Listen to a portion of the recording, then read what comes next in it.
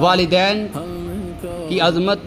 والدین کے ادب و احترام کے تعلق سے حوالے سے بات ہوئی اور الحمدللہ شرکائے قافلہ جن کے والدین زندہ ہیں ابھی ان سے نیت کروائی جائے گی،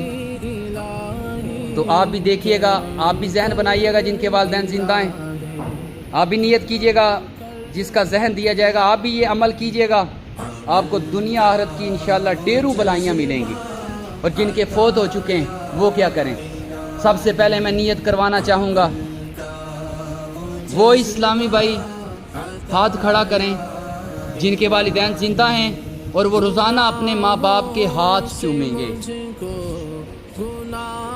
ماشاءاللہ آپ کے بھی زندہ، اللہ سلامت رکھے، ماشاءاللہ آپ بھی جن کے زندہ ہیں وہ اپنے ماں باپ کے ہاتھ چومیں گے۔ آپ کے زندہ ہیں؟ والدہ ہمارے قاری کلیم صاحب جانتے ہیں؟ قاری کلیم صاحب قافلے میں سفر کیا تو کہتے ہیں مجھے شرم آتی تھی، کہتے ہیں میرا ذہن تھا، حدیثیں بھی معلوم تھی مگر شرم آتی تھی، قافلے کی برکت سے انہوں نے مجھے مدنی بہار سنائی، قافلے کی برکت سے قافلے سے یہ ذہن لیا کہ ماں باپ کے ہاتھ چومنے، کہتے اب مجھے شرم نہیں آتی، اب میں ماں باپ کا عرصہ ہو گیا ہاتھ چومتے ہوئے،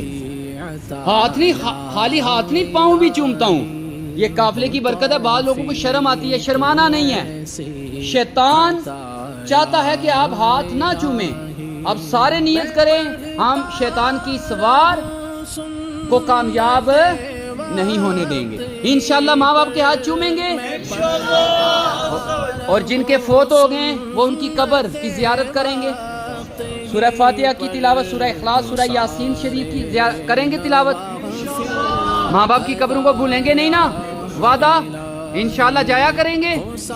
اللہ پاک عمل کی توفیق عطا فرمائے، آمین بجاہ النبی الامین صلی اللہ علیہ وآلہ وسلم۔